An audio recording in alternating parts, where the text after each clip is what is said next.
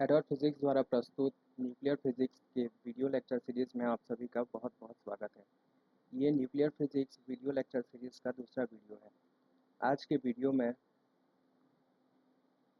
हम लोग nuclear reactions के बारे में डिस्कस करने वाले हैं।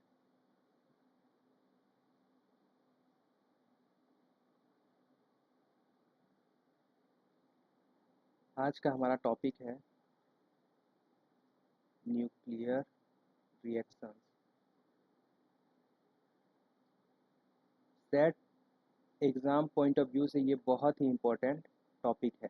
इससे अराउंड दो से तीन क्वेश्चन ऑन एवरेज पूछे जाते हैं। ठीक है, ऑन एवरेज 2 से 3 क्वेश्चन हमेशा जो है वो पूछे जाते हैं। तो आज के इस टॉपिक में हम लोग सबसे पहले डिस्कस करेंगे कि न्यूक्लियर रिएक्शन होता क्या है। ठीक है, इसके इंट्रोडक्शन के बारे में देखेंगे।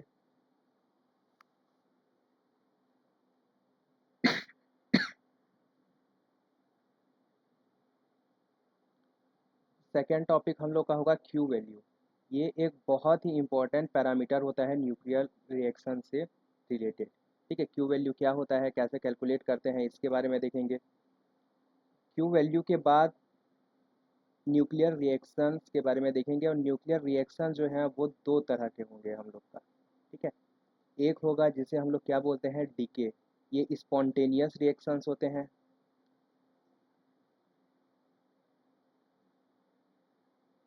यानी कि स्वतः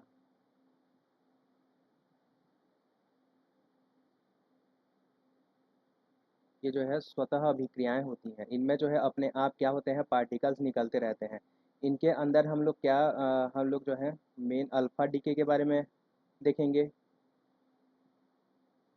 इसके बाद बीटा डीके के बारे में देखेंगे। और बीटा डीके में बीटा प्लस, बीटा माइनस और इलेक्ट्रॉन कैप्चर।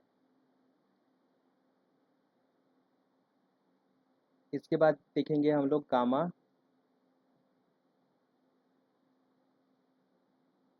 Gamma DK. ठीक है, गामा डीके में भी हम लोग गामा डीके और एक होता है इंटरनल कन्वर्जन, इसके बारे में देखेंगे। ठीक है, तो ये स्पॉन्टेनियस डीके में हम लोग इन चीज़ों के बारे में डिस्कस करेंगे। इसके बाद आता है हम लोग का neutron induced reaction. Neutron induced reactions या फिर इंड्यूस्ड रिएक्शन भी बोल सकते हैं इसे। ठीक है, इंड्यूस्ड रिएक्शन। इंड्यूस्ड रिएक्शन में हम लोग कुछ इसके जो है अलग अलग टाइप देख लेंगे। स्कैटरिंग, न्यूक्लियर रिएक्शंस, ये सब के बारे में देखेंगे। ठीक है, टाइप्स देखेंगे। उसके बाद हम लोग डिटेल में देखेंगे फिजन। ठीक है, न्यूक्लियर फिजन। न्यूक्लियर फिजन क्या होता है, ठीक है, इसके बारे में डिटेल में देखेंगे। और उसके बाद देखेंगे न्यूक्लियर फिजन, सॉरी, ये फ्यूज़न।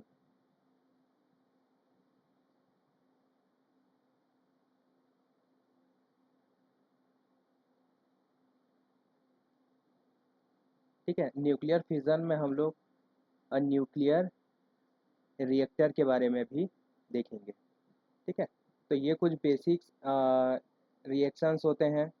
ठीक है, न्यूक्लियर फिजिक्स से रिलेटेड इसके बारे में देखेंगे। ये जो पूरा वीडियो है हम लोग ये जो पूरा टॉपिक है 2 वीडियो में कंप्लीट होगा। ठीक है, ये न्यूक्लियर रिएक्शन का पहला वीडियो होगा जिसमें हम लोग अल्फ़ा बीटा और गामा डीके के बारे में देखेंगे। और ये न्यूक्लियर फिजिक्स का न्यूक्लियर रिएक्शंस का दूसरा वीडियो होगा जिसमें हम लोग अ, ये इंड्यूस्ड इंड्यूस्ड रिएक्शन के बारे में देखेंगे। ठीक है, इंड्यूस्ड रिएक्शन के बारे में देखेंगे। ठीक है, तो चलिए फिर आज का क्लास शुरू करते हैं।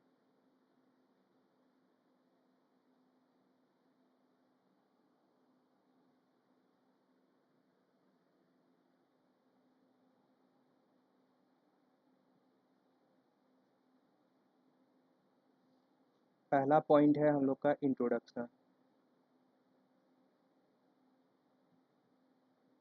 इंट्रोडक्शन, न्यूक्लियर रिएक्शन होता क्या है।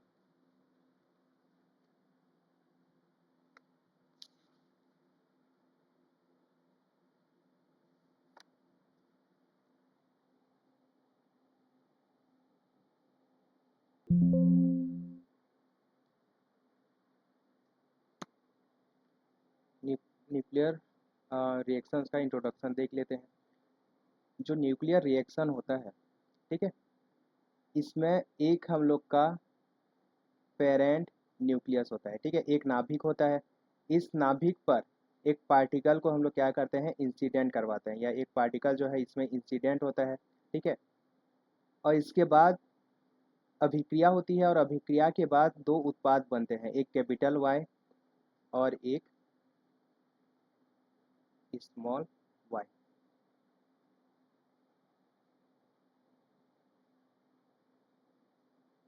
इसमें जो कैपिटल, ये जो स्मॉल एक्स है, ठीक है, स्मॉल एक्स को प्रोजेक्टाइल कहा जाता है, ठीक है, प्रोजेक्टाइल कहा जाता है, ठीक है। जो कैपिटल एक्स होता है इसे हम लोग बोलते हैं पेरेंट न्यूक्लियस। जो वाई होता है वो प्रोडक्ट होता है, इसे हम लोग बोलते हैं डॉटर न्यूक्लियस। और जो स्मॉल वाई होता है इसे हम लोग बोलते हैं स्कैटर्ड पार्टिकल।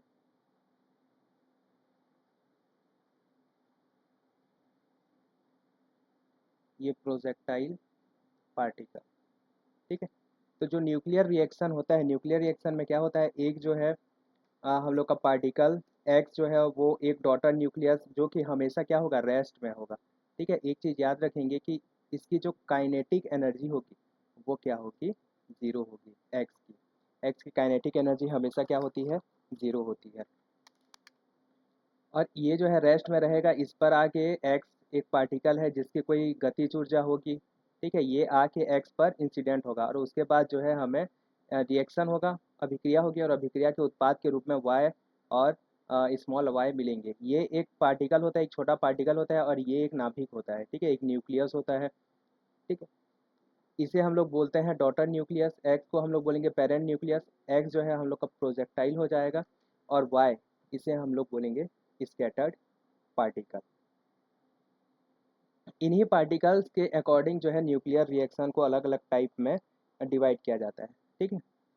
न्यूक्लियर रिएक्शन के लिए कंडीशन देख लेते हैं।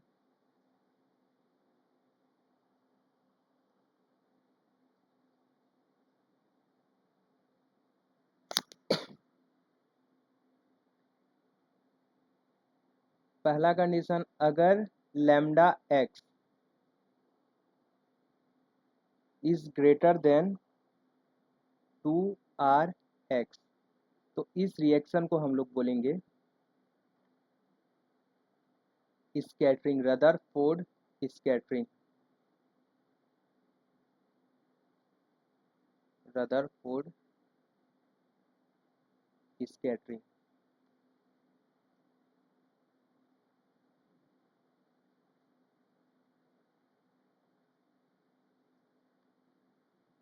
Rutherford scattering. सेकेंड, अगर लैम्डा एक्स का value less than equal to 2r(x) है, तब भी जो है वो न्यूक्लियर रिएक्शन पॉसिबल हो पाएगा, ठीक है। न्यूक्लियर रिएक्शन जहाँ पे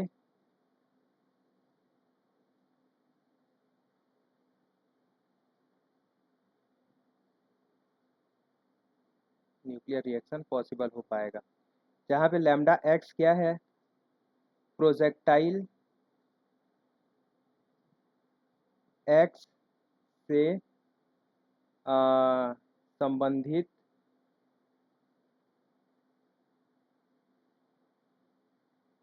डी ब्रॉगली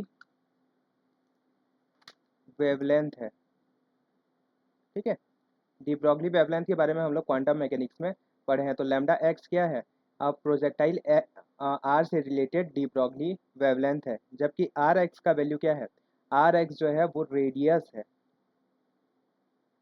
रेडियस त्रिज्या किसका, न्यूक्लियस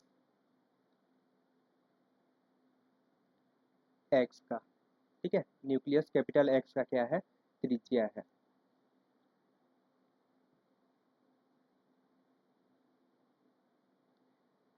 अगर de Broglie wavelength, small x से रिलेटेड डी ब्रॉगली वेवलेंथ अगर ज़्यादा हो किससे, न्यूक्लियस के साइज से, ये आर आर गुणित दो, यानी कि ये क्या बता रहा है, त्रिज्या का दोगुना क्या होता है, व्यास होता है, डायमीटर।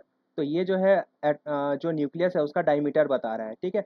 तो अगर उसके डायमीटर से ज़्यादा है पार्टिकल का साइज, तब जो है ये स्कैटरिंग रिएक्शन होगा, ठीक है। उसका डी ब्रॉगली वेवलेंथ जो है अगर उस पार्टिकल के डायमीटर से ज़्यादा है, तब इसे जो रिएक्शन होगा वो स्कैटरिंग होगा, ठीक है। स्कैटरिंग क्या होता है आगे देखेंगे। और अगर lambda X less than equal to है किसके, डायमीटर ऑफ न्यूक्लियस एक्स के, तब क्या होगा, न्यूक्लियर रिएक्शन होगा, ठीक है। न्यूक्लियर रिएक्शन जो है वो तभी पॉसिबल होगा, इसे हम लोग क्या बोल सकते हैं, कंडीशन फॉर न्यूक्लियर रिएक्शन बोल सकते हैं। तो ये होता है न्यूक्लियर रिएक्शन। न्यूक्लियर रिएक्शन के बाद हम लोग का नेक्स्ट टॉपिक है क्यू वैल्यू।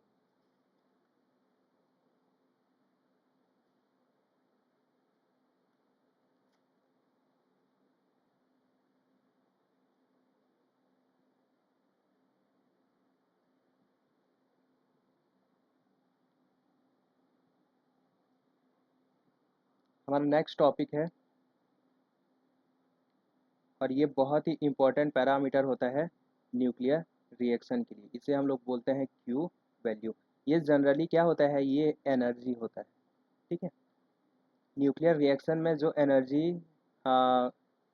न्यूक्लियर रिएक्शन के लिए जो एनर्जी आवश्यक होती है, या जो एनर्जी रिलीज होती है, ठीक है, इसे हम लोग क्यू वैल्यू के फॉर्म में रिप्रेजेंट करते हैं। क्यू वैल्यू जो है क्या बताता है, न्यूक्लियर रिएक्शन की एनर्जी को ही बताता है, ठीक है। ये क्या होता है, एनर्जी ऑफ न्यूक्लियर रिएक्शन, ठीक है। इसका जो डायमेंशंस होगा वो किसका होगा, एनर्जी का डायमेंशन होगा। अगर Q is greater than zero, अगर Q क्या है, पॉजिटिव है, ठीक है, इसका मतलब क्या होगा कि जो हमारा रिएक्शन है वो एक्सोथर्मिक होगा,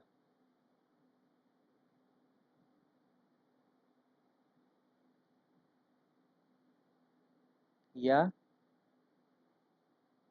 ऊष्माक्षेपी होगा, ठीक है, ऊष्माक्षेपी अभिक्रिया होगा। अगर Q value is less than zero है, ठीक है, अर्थात Q वैल्यू क्या है, नेगेटिव है, तो इस केस में क्या आएगा, ये जो अभिक्रिया होगा वो होगा एंडोथर्मिक, ठीक है, या उष्मा शोषी, ठीक है, एंडोथर्मिक होगा ये। क्यू वैल्यू कैलकुलेट कैसे करते हैं, किसी भी रिएक्शन, अगर हम लोग के पास रिएक्शन, कोई भी रिएक्शन है, ठीक है, रिएक्शन क्या होगा, small x plus capital x, क्या होगा, इससे क्या बनेगा, वाई, और स्मॉल वाई बनेगा। तब इसके लिए जो क्यू वैल्यू होगा वो क्या हो जाएगा, summation of mass of reactants, ठीक है, रिएक्टेंट्स यानी कि रिएक्ट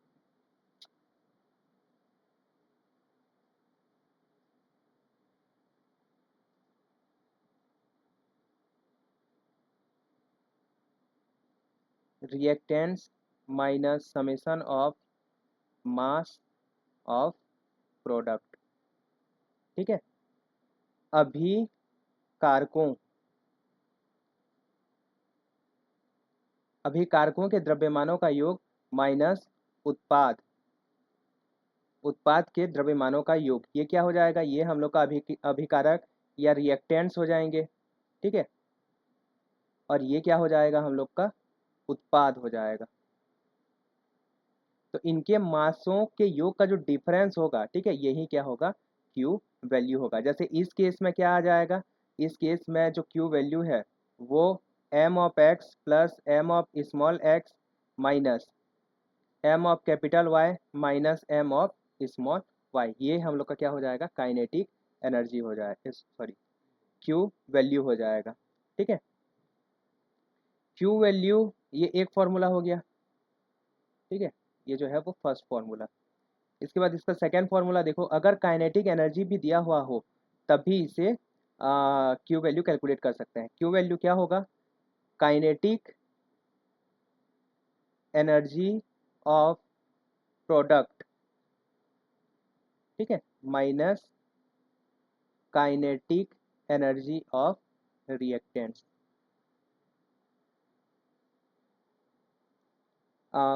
उत्पाद का गतिज ऊर्जा, ठीक है, माइनस क्या हो जाएगा, रिएक्टेंट का जो भी गतिज ऊर्जा होगा, इसमें जो डिफरेंस आएगा वही क्या होगा, क्यू वैल्यू हो जाएगा।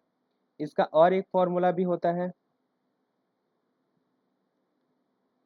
क्यू वैल्यू को हम लोग बाइंडिंग एनर्जी से भी कैलकुलेट कर सकते हैं। ठीक है, binding energy of product, binding energy of product minus क्या हो जाएगा, summation of binding energy of reactants. तो हम लोग क्यू वैल्यू तीन चीज़ों से कैलकुलेट कर सकते हैं। एक तो उसके मास से, ठीक है, अगर मास दिया हो तब इस फॉर्मूले से कैलकुलेट कर सकते हैं, अगर उनकी काइनेटिक एनर्जी दी हुई हो तब इस फॉर्मूले से कैलकुलेट कर सकते हैं, और अगर उनका बाइंडिंग एनर्जी दिया हुआ हो, ठीक है, तब भी जो है हम लोग क्यू वैल्यू कैलकुलेट कर सकते हैं। यहाँ आप लोग याद रखेंगे कि जो न्यूक्लियॉन्स होते हैं, ठीक है, न्यूक्लियॉन्स या जो स्मॉल पार्टिकल्स होते हैं, कर्ल्स के लिए जो बाइंडिंग एनर्जी होता है वो क्या होता है, जीरो। जैसे प्रोटॉन की बाइंडिंग एनर्जी नहीं होगी, न्यूट्रॉन की बाइंडिंग एनर्जी नहीं होगी। ठीक है, बाइंडिंग एनर्जी जो होता है वो एक नाभिक का होता है, न्यूक्लियस का होता है। ठीक है, एक नाभिक जिसमें न्यूट्रॉन प्रोटॉन, प्रोटॉन प्रोटॉन या न्यूट्रॉन न्यूट्रॉन है, उनका जो है बाइंडिंग एनर्जी होगा। लेकिन एक अगर न्यूक्लियस है कि एक अकेला पार्टिकल है, ठीक है, इलेक्ट्रॉन का बाइंडिंग एनर्जी नहीं होगा, तो उस केस में हम लोग क्या करेंगे, यहाँ पे जैसे ये अगर एक सिंगल सिंगल पार्टिकल है, जैसे यहाँ पे न्यूट्रॉन इंसिडेंट हो रहा है, प्रोटॉन उत्पाद में मिल रहा है, ठीक है, ये स्कैटर्ड पार्टिकल प्रोटॉन है, तब इन दोनों का जो बाइंडिंग एनर्जी है वो जीरो ले लेंगे। जब इससे रिलेटेड क्वेश्चन प्रैक्टिस करेंगे तब ये सब चीज़ों के बारे में और भी जो है वो कॉन्सेप्ट क्लियर होगा। तो ये होता है क्यू वैल्यू। ये तीन जो फॉर्मूला है, ठीक है, ये सफिशियंट है। ठीक है, यही तीन जो वैल्यू है वो याद रखेंगे। इसके बाद एक कॉन्सेप्ट आता है सेपरेशन एनर्जी।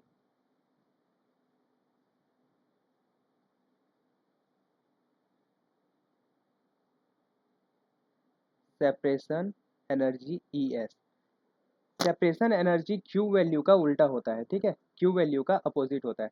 जैसे न्यूक्लियर रिएक्शन में हम लोग क्यू वैल्यू, अगर न्यूक्लियर क्यू वैल्यू लिखना चाहें तो क्यू वैल्यू जो है वो उत्पाद के साथ आता है। ठीक है, यहाँ पे क्यू, अगर यहाँ एनर्जी रिलीज होगी तब क्यू पॉजिटिव होगा। ठीक है, ये ऊष्माक्षेपीय अभिक्रिया होगा। अगर यहाँ ऊर्जा की आवश्यकता होगी तब ये वैल्यू जो है वो नेगेटिव होगा। ठीक है, और जो अभिक्रिया है वो क्या होगा, उष्मा शोषी हो जाएगा। तो जो ES होता है, ठीक है, किसी रिएक्शन के लिए, अच्छा सबसे पहले तो सेपरेशन एनर्जी क्या होता है। अगर हम लोग के पास एक न्यूक्लियस एस है, एक्स है, ठीक है, अब इसमें हम लोग क्या करते हैं, ES एनर्जी देते हैं। ठीक है, तब क्या होता है, ये जो है वाई न्यूक्लियस में टूट जाता है और एक पार्टिकल स्मॉल वाई जो है वो रिलीज हो जाता है। ठीक है, तो इस स्मॉल पार्टिकल वाई को रिलीज करने के लिए जो ऊर्जा आवश्यक आवश्यक होगा, ठीक है, उसे क्या बोलेंगे, वाई के लिए सेपरेशन एनर्जी बोलेंगे। ठीक है, जैसे सेपरेशन एनर्जी जनरली जो है हम लोग दो टाइप का सेपरेशन एनर्जी पढ़ेंगे। एक होता है proton separation energy, proton separation energy. Proton separation energy क्या होगा, अगर ये एनर्जी हम लोग किसी न्यूक्लियस को देते हैं तब क्या होगा, एक प्रोटॉन जो है वो रिलीज हो जाएगा। ठीक है, सेम ऐसे ही न्यूट्रॉन सेपरेशन एनर्जी होगा, EN। अगर EN एनर्जी हम लोग किसी न्यूक्लियस को देते हैं तब एक डॉटर न्यूक्लियस बनेगा और एक न्यूट्रॉन जो है वो रिलीज होगा। ठीक है,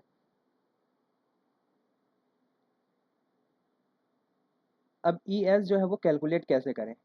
ई एस का जो वैल्यू होता है वो माइनस क्यू के बराबर होता है। ठीक है, ये आप लोग याद रखेंगे। जो सेपरेशन एनर्जी होता है वो क्यू वैल्यू का नेगेटिव वैल्यू होता है।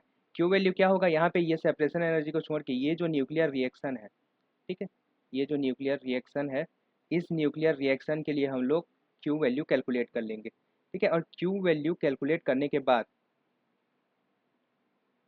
क्यू वैल्यू कैलकुलेट करने के बाद उसका जो नेगेटिव वैल्यू होगा वही क्या होगा, सेपरेशन एनर्जी होगा। ठीक है, इसके लिए अलग से फॉर्मूला नहीं लिखेंगे, क्यू वैल्यू का जो फॉर्मूला है वही यूज़ होगा। ठीक है, बस उसका जो फॉर्म है वो चेंज हो जाएगा। तो क्यू वैल्यू कैलकुलेट कर लेंगे और उसका जो नेगेटिव होगा वो हम लोग का सेपरेशन एनर्जी होगा।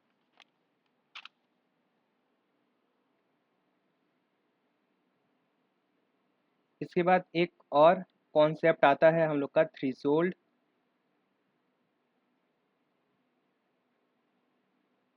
काइनेटिक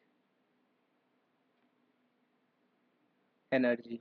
ठीक है, थ्रेशोल्ड काइनेटिक एनर्जी क्या होता है, देखो आ, कोई रिएक्शन एक्स से हम लोग चाहते हैं कि वाई और कैपिटल वाई और वाई जो है हमें प्रोडक्ट के रूप में मिले, एक्स से जो है वो कैपिटल वाई और वाई प्रोडक्ट के रूप में मिले, लेकिन ये रिएक्शन जो है वो अपने आप नहीं हो पाता। इस केस में हम लोग क्या करते हैं, हमें इसको इस पार्टिकल मतलब ये जो कैपिटल एक्स है, इस न्यूक्लियस को जो है कुछ एनर्जी देनी पड़ती है, और ये एनर्जी हम लोग किसी पार्टिकल एक्स के काइनेटिक एनर्जी के फॉर्म में देते हैं। ठीक है, तो ये रिएक्शन स्टार्ट करने के लिए जो एनर्जी आवश्यक होगा, ठीक है, उसी को हम लोग क्या बोलेंगे, थ्रेशोल्ड काइनेटिक एनर्जी बोलेंगे। ठीक है, जो threshold energy E T H होता है वो क्या होता है, काइनेटिक एनर्जी ऑफ एक्स। ठीक है, ये जो पार्टिकल एक्स है इसका क्या होगा, काइनेटिक एनर्जी होगा रिक्वायर्ड टू स्टार्ट रिएक्शन। इस रिएक्शन को चालू करने के लिए जो काइनेटिक एनर्जी की आवश्यकता होगी उसी को हम लोग क्या बोलेंगे, थ्रेशोल्ड काइनेटिक एनर्जी बोलेंगे। ठीक है, इसका जो वैल्यू है नॉन रिलेटिविस्टिक केस के लिए, अगर पार्टिकल हम लोग का स्पीड ऑफ लाइट से कम स्पीड में, बहुत कम स्पीड में जो है वो मोशन कर रहा है, ठीक है, वेलोसिटी के लिए जो थ्रेशोल्ड काइनेटिक एनर्जी है इसका वैल्यू क्या आ जाएगा, माइनस क्यू 1 + mx बटे एम एक्स। ठीक है, ये क्या हो जाएगा, थ्रेशोल्ड काइनेटिक एनर्जी हो जाएगा। ठीक है, क्यू वैल्यू के केस में आपको ये तीन फार्मूला, ठीक है, ये तीन फार्मूला और ये एक हम लोग का सेपरेशन एनर्जी का फॉर्मूला और एक ये रिलेटिविस्टिक काइनेटिक एनर्जी, ये पांच फॉर्मूला जो है आप लोग को याद रखना है क्यू वैल्यू से रिलेटेड। मतलब ये क्यू वैल्यू से रिलेटेड जो है वो क्वेश्चन पूछे जाते हैं। ठीक है, कैलकुलेट करने के लिए इससे रिलेटेड न्यूमेरिकल जो है वो आगे की क्लास में शुरू करेंगे। हमारा नेक्स्ट टॉपिक है डीके। ठीक है, न्यूक्लियर रिएक्शंस जो होते हैं ये, ठीक है, न्यूक्लियर रिएक्शन दो तरह के होंगे, एक क्या होगा, डीके होगा जो अपने आप होता है, ठीक है, और एक क्या होता है, induced reaction, induced nuclear reaction, जिसे हम लोग को शुरू करवाना पड़ता है। जैसे अभी हम लोग देखे, ठीक है, पार्टिकल इंसिडेंट करवाएंगे, ये इन सभी अभिक्रियाओं को क्या बोलेंगे, जिसमें पार्टिकल इंसिडेंट करवाना पड़ेगा या बाहर से एनर्जी देनी पड़ेगी, उन्हें इंड्यूस्ड रिएक्शन बोलेंगे। ठीक है, जबकि डीके जो होते हैं वो स्पॉन्टेनियस होते हैं।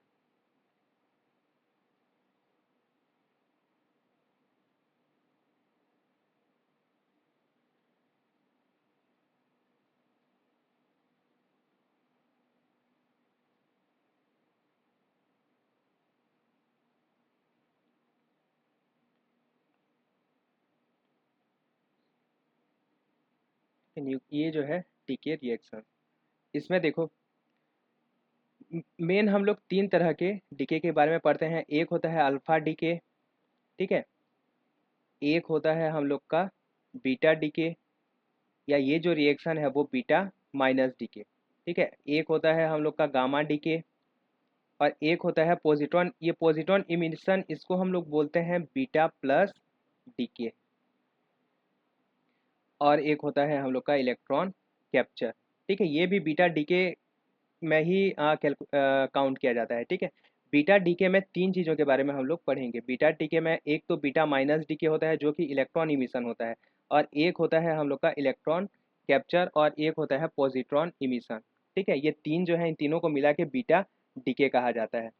और ये अल्फा डीके और गामा डीके, ये तीन टाइप के जो है वो रिएक्शन हम लोग पढ़ते हैं, ठीक है। यहाँ पे इसका थोड़ा सा क्या बोलते हैं दिया गया है, देखो। इसमें क्या होता है, एक अल्फा पार्टिकल, और अल्फा पार्टिकल हम लोग का क्या होता है, अल्फा पार्टिकल होता है हीलियम का न्यूक्लियस। हीलियम न्यूक्लियस होता है, ठीक है। हीलियम का परमाणु क्रमांक कितना होता है, 2 होता है, और इसका जो मास नंबर, द्रव्यमान संख्या कितना होता है, 4 होता है। इसमें 2 न्यूट्रॉन और 2 प्रोटॉन होते हैं, ठीक है। तो ये क्या होता है, हीलियम का न्यूक्लियस होता है, हीलियम का नाभिक जो है इसमें निकलता है। ये हम लोग का क्या बोलना चाहिए, एटॉम है, ठीक है। यहाँ पे ये जो रेड कलर में दिख रहा है, ठीक है, ये जो है अलग हो जाता है। और ये क्या हीलियम न्यूक्लियस के रूप में बाहर हो जाता है, ठीक है। और इसी को हम लोग क्या बोलते हैं, अल्फा पार्टिकल बोलते हैं, ठीक है। ये है हम लोग का अल्फा पार्टिकल। इसमें जो आप लोग को मेन याद रखना है वो क्या है, ए डिक्रीज बाई 4 और जेड इन डिक्रीज बाई 2, ठीक है। यहाँ पे क्या होगा, रिएक्शन के बाद ये है, ठीक है। रिएक्शन के बाद क्या हो जाएगा ये, अच्छा सॉरी, ये यहाँ पे होगा। रिएक्शन के बाद एक हीलियम यानी कि अल्फा पार्टिकल निकलेगा, और ए जो है वो घट के -4 हो जाएगा, और जेड -2, ठीक है। बीटा डीके में क्या होगा, एक इलेक्ट्रॉन, ठीक है। ये इलेक्ट्रॉन नहीं, इसे हम लोग बोलेंगे बीटा माइनस पार्टिकल। आगे देखेंगे कि ये बीटा माइनस पार्टिकल जो है वो इलेक्ट्रॉन और एंटी न्यूट्रिनो होता है।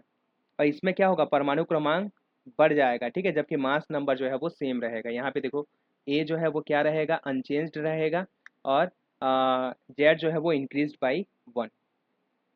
ये हम लोग का इलेक्ट्रॉन या बीटा माइनस पार्टिकल है, ठीक है। बीटा माइनस पार्टिकल और इलेक्ट्रॉन अलग अलग होते हैं। बीटा माइनस पार्टिकल जो है वो दो चीज़ों से मिलकर बना होता है, एक इलेक्ट्रॉन प्लस एंटी न्यूट्रिनो। आगे देखेंगे। इसके बाद गामा डीके। गामा डीके में क्या होता है, इसमें कुछ भी चेंज नहीं होता, ए भी चेंज नहीं होता, ठीक है। ए भी चेंज नहीं होता और जेड भी चेंज नहीं होता। यहाँ पे जो है वो रेडिएशन के फॉर्म में जो है वो एनर्जी मिलता है, ठीक है। गामा फोटोन के फॉर्म में हमें एनर्जी मिलेगा। ये जनरली होता क्यों है, ये एक्साइटेड स्टेट में रहता है, तब ये ग्राउंड स्टेट में आने के लिए जो है वो गामा डीके करता है। इसके बाद आता है पॉजिट्रॉन इमिशन। पॉजिट्रॉन इमिशन भी जो है वो बीटा पार्टिकल ही है, इसे हम लोग बीटा प्लस पार्टिकल बोलते हैं। ये जो है पॉजिट्रॉन, जो कि इलेक्ट्रॉन का एंटी पार्टिकल होता है। एंटी पार्टिकल क्या होता है, इसको भी हम लोग आगे के क्लासेस में जो है वो देखेंगे। और न्यूट्रिनो का मतलब दोनों मिला के जो है इसे हम लोग बोलते हैं बीटा प्लस पार्टिकल। इसके बाद आता है इलेक्ट्रॉन कैप्चर। इलेक्ट्रॉन कैप्चर में क्या होता है, ये जो ना न्यूक्लियस है, ठीक है, इसके चारों ओर इलेक्ट्रॉन जो है वो चक्कर लगा रहे हैं, आगे देखेंगे, ठीक है। तो ये जो चक्कर लगा रहे हैं, इन्हीं इलेक्ट्रॉन में से एक इलेक्ट्रॉन को क्या कर लेता है, एब्जॉर्ब कर लेता है, ठीक है। ये इलेक्ट्रॉन को जो है वो एब्जॉर्ब कर लेता है, ठीक है, और गामा एनर्जी के फॉर्म में जो है वो रिलीज करता है। तो इसमें क्या इसके कारण क्या होता है, यहाँ पे ये जो है ये प्लस होगा, ठीक है, और यहाँ पे ये रिएक्शन होगा, ठीक है। उत्पाद के रूप में हमको ये मिलेगा, ठीक है। ये होता है इलेक्ट्रॉन कैप्चर। ये होते हैं न्यूक्लियर डीके रिएक्शन। अब इनके बारे में एक एक करके डिटेल में देखते हैं। सबसे पहला हम लोग का आता है अल्फा डीके, ठीक है, अल्फा डीके। सबसे पहले तो अल्फा पार्टिकल क्या होता है, अल्फा पार्टिकल होता है हीलियम का न्यूक्लियस, ठीक है। हीलियम का क्या होता है, न्यूक्लियस होता है। ये रिएक्शन किस टाइप से होगा, यहाँ पे देखो, यहाँ पे सिर्फ एक न्यूक्लियस ही रहेगा, बाहर से कोई पार्टिकल इंसिडेंट नहीं होगा। क्यों नहीं होगा, क्योंकि ये जो है स्वतः अभिक्रियाएं होती हैं, ठीक है। ये जो अभिक्रियाएं हैं वो अपने आप होती हैं। ये हम लोग का एक नाभिक होगा, ठीक है। इस नाभिक से क्या इस नाभिक में क्या हो जाएगा, अल्फा पार्टिकल जो है वो डीके हो जाएगा, यानी कि 4He 4He2 Ya, इसका जो मास नंबर है वो 4 से कम हो जाएगा, और इसका एटॉमिक नंबर 2 से कम हो जाएगा, ठीक है। ये होता है हम लोग का अल्फा डीके का रिएक्शन। ठीक है, इसके लिए कंडीशन देखो, इसके लिए दो कंडीशन जो है वो ज़रूरी होता है। सबसे पहला क्या है, ए जो है किससे चेंज होना चाहिए, A-4 होना चाहिए। और दूसरा कंडीशन क्या है, जेड जो है वो Z-2 से चेंज होना चाहिए। तभी इस रिएक्शन को हम लोग क्या बोलेंगे, अल्फा रिएक्शन। हो सकता है कि ये जो है ना दिया हो, ठीक है, लेकिन फिर भी इसे हम लोग क्या बोलेंगे, अल्फा। अगर ये दो कंडीशन सेटिस्फाई हो रहे हैं तब इसे हम लोग क्या बोलेंगे, अल्फा डीके बोलेंगे। अब इसके लिए क्यू वैल्यू,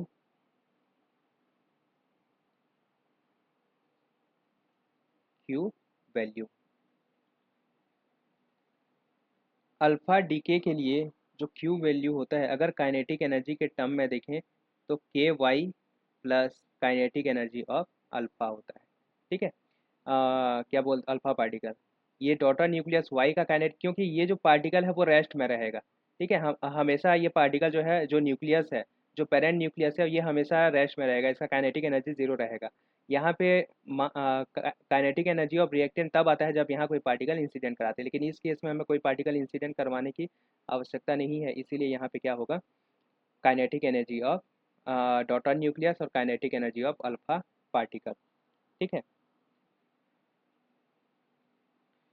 या फिर अल्फा पार्टिकल के टर्म में kinetic energy of alpha particle 1 plus M of alpha, mass of alpha particle plus mass of daughter nucleus Y. ठीक है, या अगर एटॉमिक मास के एटॉम मास नंबर के टर्म में अगर हम लोग लिखना चाहें तब ये क्या आ जाएगा, kinetic energy of alpha particle A upon A-4। ये जो है बहुत ही इम्पोर्टेंट फॉर्मूला है, इसे आप लोग याद रखेंगे। ठीक है, जो क्यू वैल्यू होता है वो क्या होता है, K 1 plus M alpha by M, M daughter nucleus, mass of daughter nucleus, या फिर के alpha into A by A-4।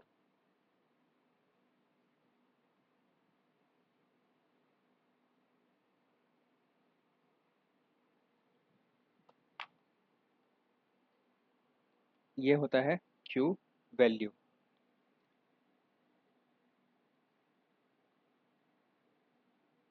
Alpha particle से रिलेटेड कुछ इम्पोर्टेंट पॉइंट्स देख लेते हैं। ठीक है, ये अल्फा डीके, सबसे पहले कोई भी डीके, डीके क्यों होता है, स्टेबिलिटी के लिए होता है। कोई भी जो डीके होता है वो किसके लिए होता है, न्यूक्लियस स्टेबिलिटी के लिए, नाभिक के स्टे मतलब बिलिटी के लिए जो है ये रिएक्शंस, ये जो डीके होते हैं वो होता है। ठीक है, अब एक आता है alpha, range of alpha particle. यहाँ पे एक टर्म देखते हैं, रेंज ऑफ अल्फा पार्टिकल। ठीक है, जैसे ही अल्फा पार्टिकल इमिट होता है, ठीक है, तो कुछ दूरी के बाद ये क्या हो जाता है, इसकी काइनेटिक एनर्जी जो है वो जीरो हो जाती है। तो वो दूरी जहाँ तक ये ट्रेवल करता है, ठीक है, इमिट होने के बाद जो ट्रेवल करता है, इसी को हम लोग क्या बोलते हैं, रेंज ऑफ अल्फा पार्टिकल बोलते हैं। ठीक है, और ये इसे हम लोग किससे रिप्रेजेंट करते हैं, कैपिटल आर से रिप्रेजेंट करते हैं। ठीक है, ये क्या होता है, रेंज ऑफ अल्फा पार्टिकल। और ये जो रेंज होता है, ठीक है, ये कुछ चीज़ों पे डिपेंड करता है, जैसे वेलोसिटी पे कैसे डिपेंड करेगा, वेलोसिटी के पावर 3 पे डिपेंड करता है, ये याद रखेंगे। ठीक है, जो रेंज ऑफ अल्फा पार्टिकल होता है वो वेलोसिटी के पावर 3 पे डिपेंड करता है। और किस पे डिपेंड करता है, आर की पावर 3/2 पे डिपेंड करेगा। ठीक है, ये जो रेंज है वो एनर्जी की पावर 3/2 पे जो है वो डिपेंड करता है। ठीक है, ये मीडियम रेंज के लिए जनरली होता है। ठीक है, मीडियम रेंज के लिए होता है। अगर पार्टिकल जो है वो हाई एनर्जेटिक है, मतलब उसका रेंज अगर हाई है तो R is proportional to E square भी होता है, ये फॉर्मूला आप लोग याद रखेंगे। ठीक है, मीडियम रेंज के लिए अगर क्या बोलते हैं, हाई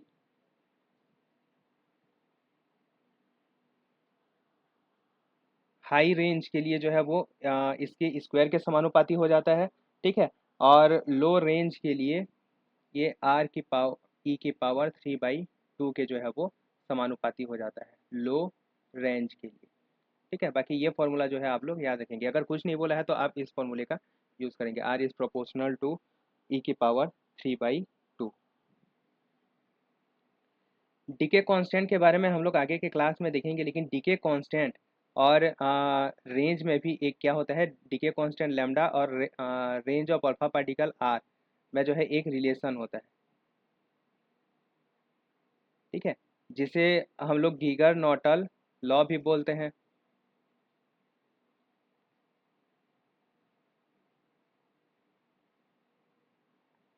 लॉ भी बोलते हैं। ठीक है, ये क्या होता है, गीगर नॉटल लॉ हम लोग का होता है लॉग लैम्डा इक्वल टू एक कांस्टेंट कोई भी ए, ठीक है, log of range of alpha particle plus B. ठीक है, ये होता है हम लोग का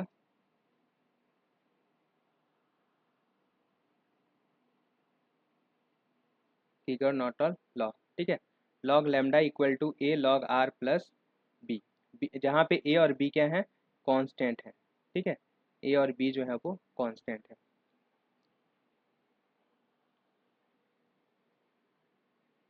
ये होता है हम लोग का अल्फा डीके। अब देखो अल्फा डीके का स्पेक्ट्रम,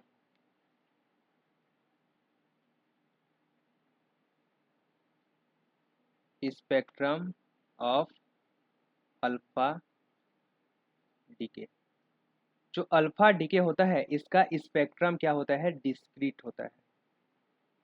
डिस्क्रीट यानी कि विविक्त होता है। ये बहुत ही इंपॉर्टेंट पॉइंट है, इसे याद रखेंगे। अल्फा पार्टिकल का जो स्पेक्ट्रम होता है वो क्या होता है, विविक्त होता है। यानी कि जब अल्फा पार्टिकल किसी न्यूक्लियस से क्या होता है, अल्फा पार्टिकल अगर इमिट होता है तो सिर्फ एक ही एनर्जी का जो है वो अल्फा पार्टिकल नहीं होता। ठीक है, कुछ अलग अलग वैल्यू के जो है वो अल्फा पार्टिकल रहते हैं, जैसे कि यहाँ पे एग्जाम्पल दिया गया है। ठीक है, 241 AM, ये 95, ये जो भी है। ठीक है, ये जब इसमें जब अल्फा पार्टिकल डीके होता है, ठीक है, तब क्या होता है, चार तरह के जो है वो अल्फा पार्टिकल मिलते हैं। ये जो चार टाइप के हैं, ठीक है, ये चार एनर्जी के अल्फा पार्टिकल मिलते हैं।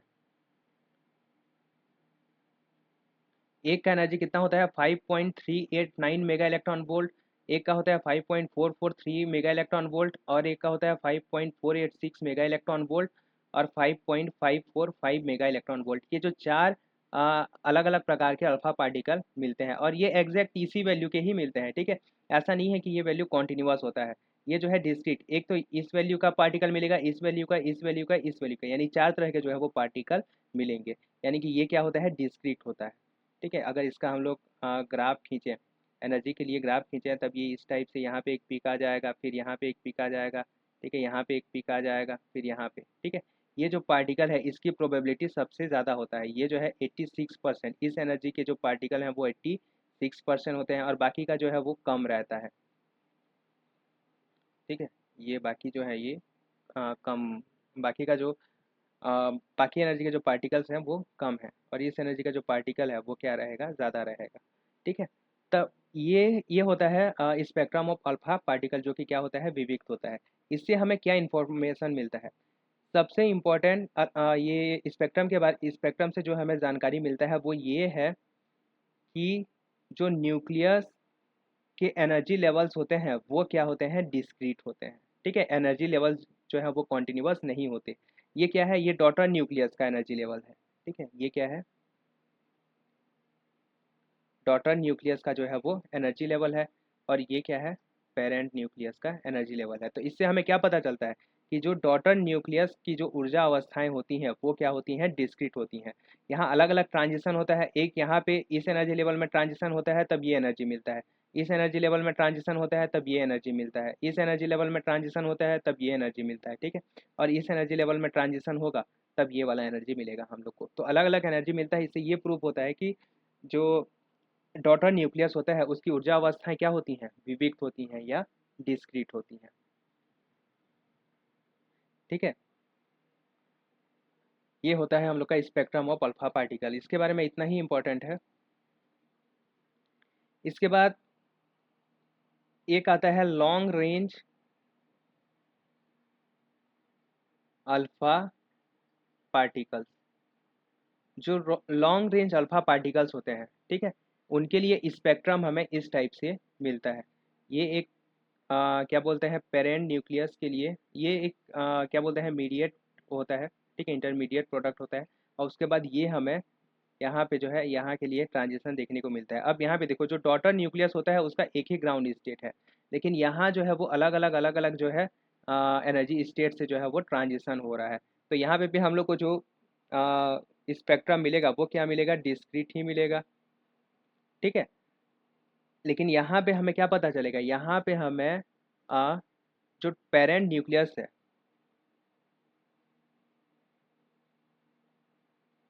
पेरेंट न्यूक्लियस के एनर्जी लेवल्स के बारे में पता चलेगा, एनर्जी लेवल्स की जानकारी मिलेगी। जबकि जो अल्फा पार्टिकल था हम लोग का, ठीक है, इससे हमें किसकी जानकारी मिल रही थी, डॉटर न्यूक्लियस के जो है वो अल्फा सॉरी एनर्जी लेवल्स की जानकारी मिल रही थी। और जो लॉन्ग रेंज अल्फा पार्टिकल होगा, ठीक है, लॉन्ग रेंज जो अल्फा पार्टिकल होता है, इससे हमें पेरेंट न्यूक्लियस के एनर्जी लेवल्स की जानकारी मिलेगी।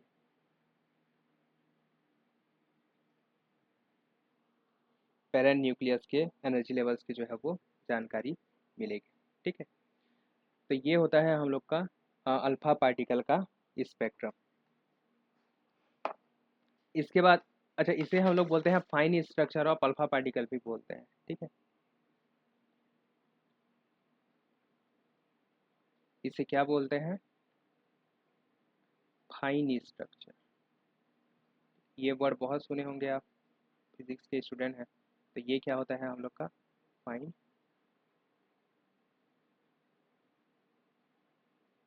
ये फाइन स्ट्रक्चर होता है, ठीक है, fine structure of alpha particle. इसका लॉन्ग रेंज अल्फा पार्टिकल भी क्या मिलता है हम लोग को, फाइन स्ट्रक्चर मिलता है।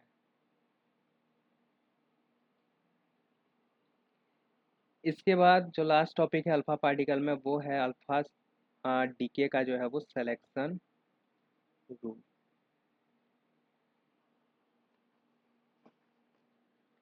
सिलेक्शन रूल में दो चीज़ें आप लोग याद रखेंगे, ठीक है। यहाँ पे जो हम लोग का न्यूक्लियर रिएक्शन होता है वो किस टाइप से होता है, एक्स, और यहाँ पे वाई प्लस स्मॉल वाई, ठीक है। ये ए रहेगा, ये जेड रहेगा, और ये ए माइनस फोर, और ये जेड माइनस टू रहेगा, ठीक है।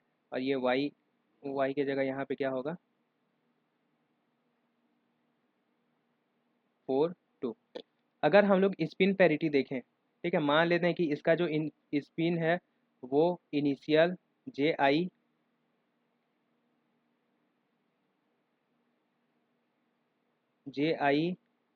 पी आई है, ठीक है। और ये उत्पाद में हमें क्या मिल रहा है, जे एफ और P F spin parity, final product का जो है वो स्पिन पैरिटी। और इसका स्पिन पैरिटी क्या हो जाएगा, यहाँ पे देखो, दो प्रोटॉन है और दो न्यूट्रॉन है, दोनों क्या है, इवन इवन है, तब इसका स्पिन पैरिटी क्या हो जाएगा, जीरो प्लस हो जाएगा, ठीक है। इसीलिए जो सिलेक्शन रूल होता है सिर्फ इन्हीं दो चीज़ों पे जो है वो डिपेंड करता है। अगर ये रिएक्शन पॉसिबल है ये या नहीं है, ये अगर हमें चेक करने के लिए बोल दिया जाए, तो सबसे पहले इसके लिए हम लोग सेल मॉडल का यूज़ करके स्पिन पैरिटी निकाल लेंगे, इस नाभिक के लिए स्पिन पैरिटी निकाल लेंगे। और जो सिलेक्शन रूल होगा हम लोग का, पहला सिलेक्शन रूल क्या होता है कि जे आई जो है वो किसके बराबर होना चाहिए, जे फाइनल प्लस एल अल्फा। जहाँ पे एल अल्फा क्या है, ये जो है एंगुलर मोमेंटम है,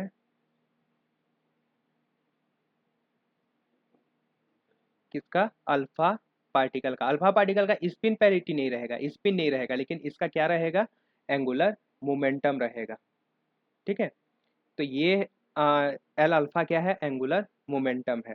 या फिर यहाँ से हम लोग एक्चुअली क्या होगा कि ये वैल्यू कैलकुलेट कर लेंगे, ये वैल्यू कैलकुलेट कर लेंगे, और एल अल्फा का वैल्यू निकालेंगे। एल अल्फा का जो वैल्यू है वो क्या आ जाएगा, वेक्टर जे आई प्लस वेक्टर जे एफ, ठीक है।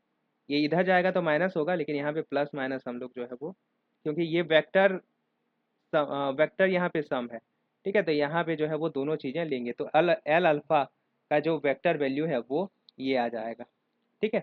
और इससे हम लोग क्या करेंगे, एल अल्फ़ा का जो है वो वैल्यू निकाल लेंगे। यहाँ पे एल अल्फ़ा का जो वैल्यू होगा वो क्या होगा, जे आई माइनस जे एफ के मॉड वैल्यू से लेके जे आई प्लस जे एफ के मॉड वैल्यू तक होगा एल अल्फ़ा का वैल्यू। सेकेंड होता है पैरिटी कंजर्वेशन। पैरिटी कंजर्वेशन के लिए क्या होना चाहिए, पी आई का जो वैल्यू है वो पी एफ माइनस वन की पावर एल अल्फ़ा के बराबर होना चाहिए। और ये जो क्या बोलना चाहिए, पैरिटी है वो कंजर्व रहनी चाहिए, ठीक है। यहाँ पे दोनों साइड जो है वो पैरिटी सेम आनी चाहिए। इससे जो है हमें एल अल्फ़ा का जो है, यहाँ पे देखो जब इसके क्वेश्चन प्रैक्टिस करेंगे तब यहाँ पे एल अल्फ़ा का वैल्यू मिलेगा हम लोग को 1 2 3 मिलेगा, ठीक है। और यहाँ पे पी आई पी एफ का वैल्यू पता होगा, जैसे मान लेते हैं कि पी आई का वैल्यू क्या है, -1 है, ठीक है। पी एफ का वैल्यू क्या है, +1 है। तब यहाँ एल अल्फ़ा का वैल्यू क्या, चलो इसे क्या ले लेते हैं, इसे +1 ले लेते हैं, ठीक है। और इसे -1 ले लेते हैं। इसका जो पैरिटी है वो क्या है, -1 आ गया। तब इस केस में क्या होना चाहिए, यहाँ पे -1 की पावर एल अल्फ़ा। तब एल अल्फ़ा का कौन सा वैल्यू पॉसिबल होगा, जिसके लिए ये जो है ये जो है वो माइनस आएगा 1 और 3, यानी कि यहाँ पे एल का जो है दो वैल्यू पॉसिबल हो जाएगा 1 और, ठीक है। तो इस टाइप से जो है एल का वैल्यू हम लोग कैलकुलेट करेंगे, यानी ये जो रिएक्शन है वो एल इक्वल टू 1 और 3 के लिए जो है वो अलाउड होगा। इससे रिलेटेड क्वेश्चन आगे आने वाली क्लासों इसमें जो है वो प्रैक्टिस करेंगे।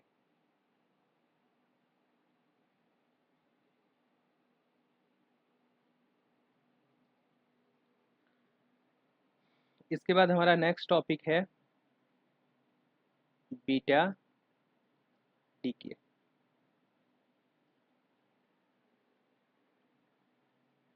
बीटा डीके क्या होता है, देखो बीटा डीके में भी क्या होगा, एक जो है हम लोग का न्यूक्लियस रहेगा जेड। अब यहाँ पे क्या होता है, दो तरह के जो है वो बीटा पार्टिकल हम लोग को मिलते हैं। एक होता है beta minus particle, beta minus particle, अच्छा यहाँ पे एक जो है वो बीटा डी के किस तरह से होता है, देखो यहाँ पे जो हम लोग को प्रोडक्ट मिलेगा वाई, इसमें क्या होगा, मास नंबर तो सेम रहेगा, ठीक है। ए जो है वो सेम रहेगा, लेकिन जेड का वैल्यू क्या आ जाएगा, Z+1 आ जाएगा, ठीक है। प्लस यहाँ पे एक बीटा माइनस पार्टिकल जो है हम लोग को मिलेगा। उसके बाद जो दूसरा रिएक्शन होता है वो क्या होता है, ए एक्स जेड यहाँ पे रहेगा, ठीक है, ए वाई, और यहाँ पे हम लोग को Z-1 मिलेगा और प्लस एक बीटा प्लस पार्टिकल मिलेगा, ठीक है। तो ये जो है वो दो रिएक्शन होते हैं जिन्हें हम लोग बीटा डीके बोलते हैं, बीटा माइनस पार्टिकल और बीटा प्लस पार्टिकल मिलता है, ठीक है। इनिशियली ये नहीं पता था कि ये जो बीटा माइनस पार्टिकल होता है वो क्या होता है, बीटा प्लस पार्टिकल क्या होता है। जनरली सबसे पहले तो यही माना जाता था कि ये बस इलेक्ट्रॉन होता है और ये क्या होता है, पॉजिट्रॉन, इलेक्ट्रॉन का एंटी पार्टिकल पॉजिट्रॉन होता है, ठीक है।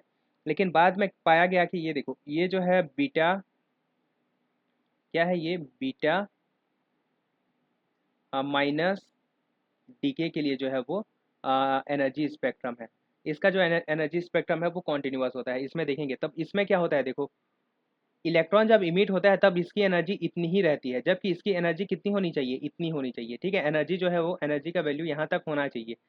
ये जो है डीके फ्रीक्वेंसी और ये काइनेटिक एनर्जी के बीच में जो है वो ग्राफ खींचा गया है, तब इसका एक्चुअल काइनेटिक एनर्जी ये होना चाहिए, ठीक है। जो बीटा पार्टिकल इमिट होता है अगर हम लोग थियोरेटिकली उसको कैलकुलेट करें तब वैल्यू जो है वो ये होना चाहिए, लेकिन जो पार्टिकल इमिट होता है उसका वैल्यू यहाँ से लेके 0 से लेके यहाँ तक का कुछ भी हो सकता है, ठीक है। यहाँ पे एनर्जी जो है वो कॉन्टिन्यूअस है, वो 0 से लेके 1.2 मेगा इलेक्ट्रॉन वोल्ट तक कुछ भी वैल्यू जो है वो हो सकता है। और यहाँ पे अलग अलग एनर्जी के जो है वो अलग अलग पार्टिकल मिलते हैं, जैसे 0.4 एनर्जी के लिए अगर हम लोग देखें तब जो है इतने नंबर ऑफ पार्टिकल्स मिलते हैं। मतलब यहाँ पे जो ये डीके इफिशियंसी है ये एक्चुअली DN/DE होता है, ठीक है। तो ये जो वैल्यू है ये हम लोग को क्या मिलता है, यहाँ यहाँ पे मिलता है। और जैसे जैसे ये एनर्जी, इस एनर्जी के लिए जो डीके इफिशियंसी है वो बहुत ही ज़्यादा कम हो जाता है। ये जो है नंबर ऑफ पार्टिकल को ही बता रहा है, ठीक है। इस एनर्जी के जो पार्टिकल हैं वो कम रहते हैं। तो अब ऐसा क्यों मिलता है, ठीक है। अब यहाँ पे ये एनर्जी जो है वो, ये तो ठीक है इलेक्ट्रॉन का एनर्जी है, लेकिन ये एनर्जी जो है वो कहाँ जा रहा था ये पता नहीं चल रहा था, ठीक है। और इसी के लिए जो है वो पॉली ने अपना हाइपोथेसिस दिया, ठीक है, जिसे हम लोग क्या बोलते हैं, पॉली न्यूट्रिनो हाइपोथेसिस बोलते हैं, ठीक है।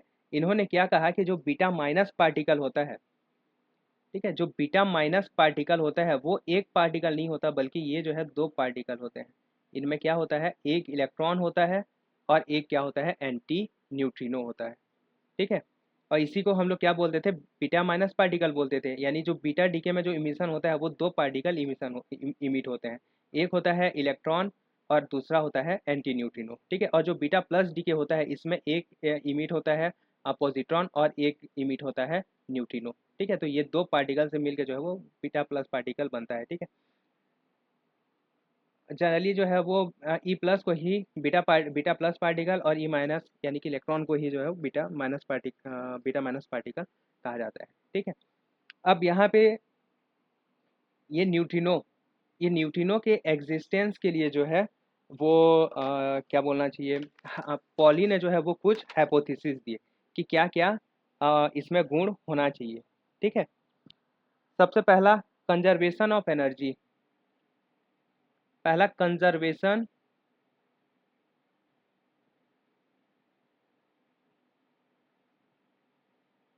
अगर, क्योंकि न्यूक्लियर रिएक्शन में जो है वो एनर्जी कंजर्व होती है, और एनर्जी कंजर्वेशन के लिए ये ज़रूरी है कि इसका मास जो है वो क्या हो, लगभग लगभग ज़ीरो हो, ठीक है।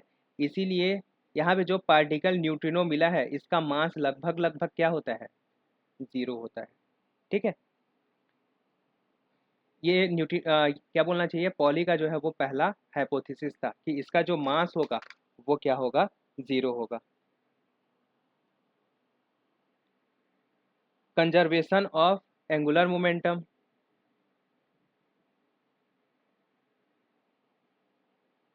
Sorry, conservation of linear momentum,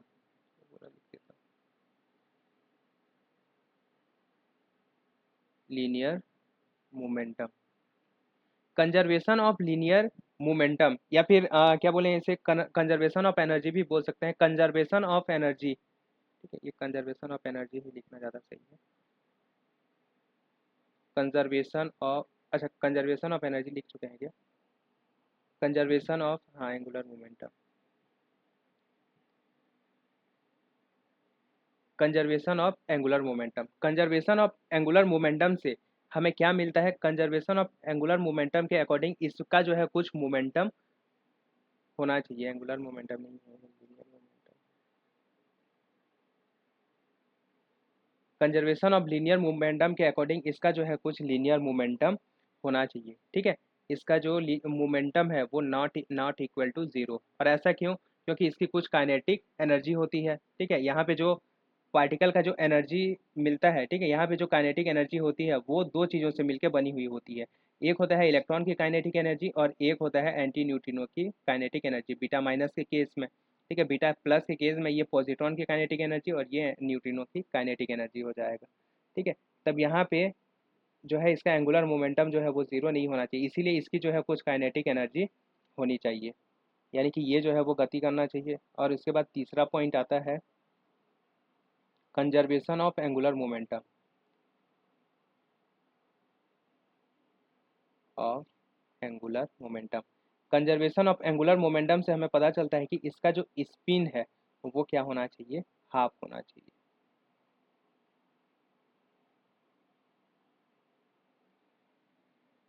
ठीक है। इसका जो स्पिन है वो क्या होना चाहिए, हाफ होना चाहिए। यानी पॉली ने जो है वो तीन हाइपोथेसिस दिए थे। पहला हाइपोथेसिस क्या था कि इसका जो मास है वो क्या होना चाहिए, लगभग लगभग जीरो होना चाहिए, यानी कि जो न्यूट्रिनो होता है वो क्या होता है, एक मासलेस पार्टिकल होता है, ठीक है। इसका जो है वो वेलोसिटी होना चाहिए, ठीक है, इसका v is not equal to zero, इसका जो कुछ वेलोसिटी या कुछ काइनेटिक एनर्जी जो है वो होनी चाहिए।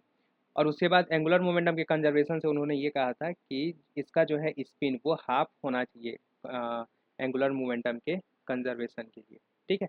तो न्यूट्रिनो में जो है वो 3 प्रॉपर्टीज़ होते हैं, ठीक है, और इसी को हम लोग क्या बोलते हैं, न्यूट्रिनो हाइपोथेसिस। इसके सिवा एक और प्रॉपर्टी आता है जिसे हम लोग बोलते हैं हेलिसिटी, ठीक है। ये हेलिसिटी जनरली जो है वो स्पिन का और इसका क्या बोलते हैं, मल्टीप्लिकेशन होता है, ठीक है। स्पिन का इसके घूमने के डायरेक्शन का जो है वो डॉट प्रोडक्ट होता है। जैसे अगर इसके घूमने का डायरेक्शन और अपोजिट डायरेक्शन में है तब इसकी हेलिसिटी जो है वो -1 आएगी। अगर दोनों का जो डायरेक्शन है सेम है, ठीक है, तब इसकी जो हेलिसिटी है वो क्या आएगी, +1 आएगी।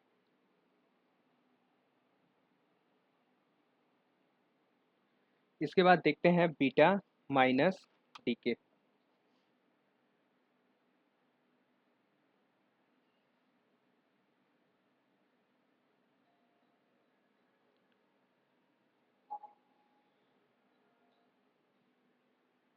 Beta minus decay, beta minus decay reaction किस टाइप से होता है, ए एक्स, यहाँ पे जेड जो है A Y Z +1 plus beta minus plus anti neutrino, ठीक है। ये हम लोग का होता है बीटा डीके रिएक्शन।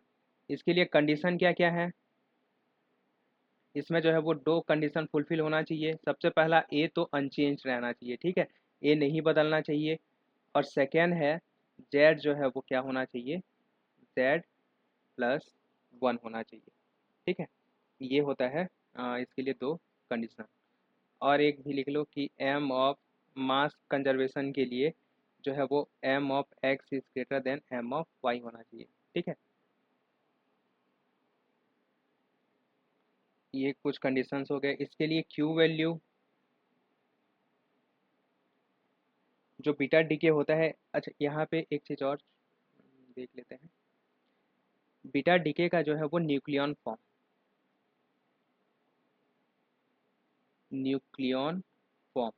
ठीक है। ये एक्चुअली होता क्या है कि यहाँ पे ना एक न्यूट्रियन न्यूट्रॉन जो है यहाँ पे एक प्रोटॉन बन जाता है, ठीक है। तो इसका जो क्या बोलना चाहिए, न्यूक्लियन फॉर्म में क्या होगा, ये 1, इसका मास नंबर, ये न्यूट्रॉन है, न्यूट्रॉन का मास नंबर 1 होता है और इसका परमाणु क्रमांक कितना होता है, 0। परमाणु क्रमांक में हम लोग न्यूट्रॉन को काउंट नहीं करते। इससे क्या बनता है, एक प्रोटॉन बनता है, ठीक है, और प्लस क्या बनता है, एक इलेक्ट्रॉन बनता है और एक एंटी न्यूट्रिनो बनता है। ये यहाँ पे जो बीटा माइनस रिएक्शन है उसमें क्या होता है, नाभिक में जो है एक न्यूट्रॉन प्रोटॉन में बदल जाता है और इससे जो है इलेक्ट्रॉन और एंटी न्यूट्रिनो बनता है, ठीक है। अब इसके लिए देखते हैं क्यू वैल्यू। इसके लिए जो क्यू वैल्यू है वो क्या आ जाएगा, एम एक्स मास के फॉर्म में लिखेंगे minus M Y minus M of electron C square.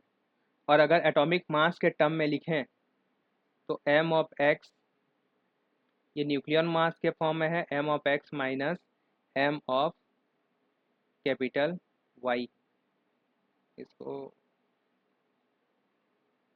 Small कर देते हैं, ठीक है, ये स्मॉल एम और ये जो है कैपिटल एम सी स्क्वायर। ये जो है एटॉमिक मास के टर्म में है, एटॉमिक मास के टर्म में है, और ये हम लोग का न्यूक्लियर मास के टर्म में है। ये होता है हम लोग का क्यू वैल्यू। अब यहाँ पे एक और इम्पॉर्टेंट पॉइंट है, ये बीटा माइनस डीके का स्पेक्ट्रम, ठीक है। इसका जो स्पेक्ट्रम होता है वो किस नेचर का होता है, कॉन्टिन्यूअस होता है, ठीक है, सतत होता है। ये याद रखेंगे कि इसका जो स्पेक्ट्रम होता है वो सतत होता है।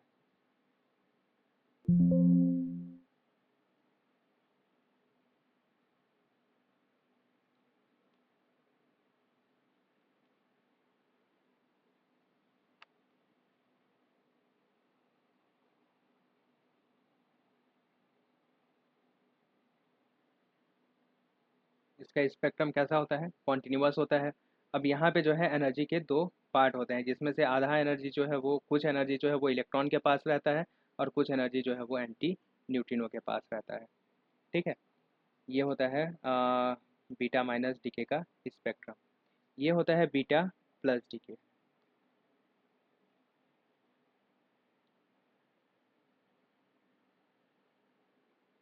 बीटा प्लस डीके, इसमें रिएक्शन किस टाइप से होगा?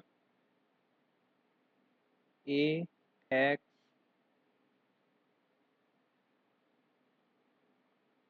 जेड, इससे हमें क्या मिलेगा? ए वाई और यहाँ पे जेड माइनस वन, और यहाँ पे एक पॉजिट्रॉन इलेक्ट्रॉन का एंटी पार्टिकल प्लस न्यूट्रिनो जो है हमें मिलता है।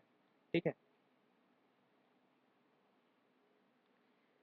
इसके लिए अगर न्यूक्लियन फॉर्म देखें तब इस केस में क्या होता है? एक प्रोटॉन जो है एक न्यूट्रॉन में कन्वर्ट होता है और एक पॉजिट्रॉन और एक न्यूट्रिनो हमें मिलता है। ठीक है, प्रोटॉन को 1 1 लिखेंगे और इसको क्या लिखेंगे? 1 0। तो बीटा प्लस डीके में क्या होता है कि एक न्यूट्रॉन एक सॉरी प्रोटॉन जो है वो न्यूट्रॉन में कन्वर्ट होता है, पॉजिट्रॉन और न्यूट्रिनो और इमिट होंगे। ठीक है, इसके बाद इसके लिए कंडीशंस देखते हैं। जो कंडीशंस हैं इसमें सबसे पहला कंडीशन क्या है कि यहाँ पे ए जो है वो अनचेंज्ड रहना चाहिए। ठीक है, दूसरा क्या है, यहाँ पे क्या होना चाहिए? जेड जो है वो जेड माइनस वन होना चाहिए। और इसका थर्ड कंडीशन है एम ऑफ एक्स जो है वो लेस देन क्या होना चाहिए? एम ऑफ वाई होना चाहिए। ठीक है, जो मास है वो क्या होना चाहिए? कम होना चाहिए। और इसमें डिफरेंस कितना होना चाहिए? अच्छा, इसको डिफरेंस के टर्म में ही लिख देते हैं। यहाँ पे M X minus M Y C square का जो वैल्यू है वो 1.02 यानी कि दो इलेक्ट्रॉन की एनर्जी 1.02 मेगा इलेक्ट्रॉन वोल्ट से जो है वो ज़्यादा होनी चाहिए। ठीक है, ये एक इम्पॉर्टेंट कंडीशन है। इसके लिए क्यू वैल्यू देख लेते हैं।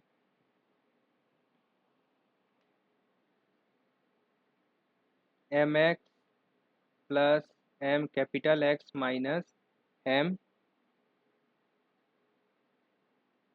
वाई,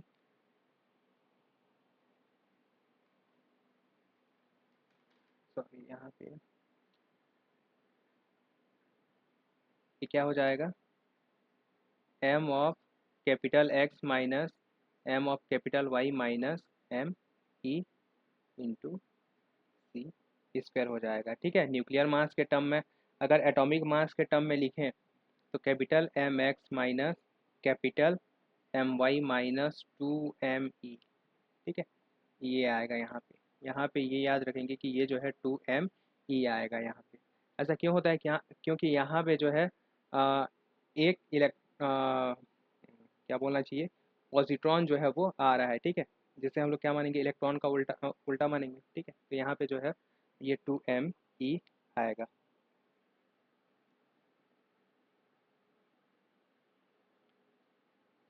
इसके बाद इसका स्पेक्ट्रम देख लेते हैं। ये होता है हम लोग का बीटा प्लस डीके का स्पेक्ट्रम।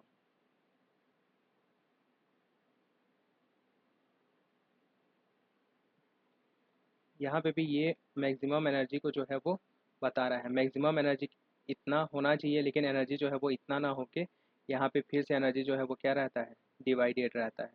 ठीक है, इलेक्ट्रॉन और न्यूट्रिनो के टर्म में जो है वो एनर्जी क्या रहता है? डिवाइडेड रहता है। ठीक है, ये जो अंदर का एरिया होता है ये इलेक्ट्रॉन का एनर्जी बताता है। ठीक है, उसके बाद आता है हम लोग का इलेक्ट्रॉन कैप्चर।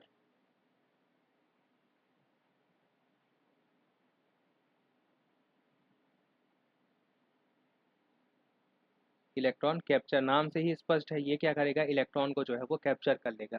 कौन से इलेक्ट्रॉन को कैप्चर करेगा? ये ऑर्बिट के जो इलेक्ट्रॉन रहते हैं। ठीक है, ये डायग्राम में दिख रहा है यहाँ पे क्या होगा, ये जो इलेक्ट्रॉन है वो ऑर्बिट में घूम रहा है, तब ये क्या करेगा, इस इलेक्ट्रॉन को जो है ये नाभिक जो है वो कैप्चर कर लेगा।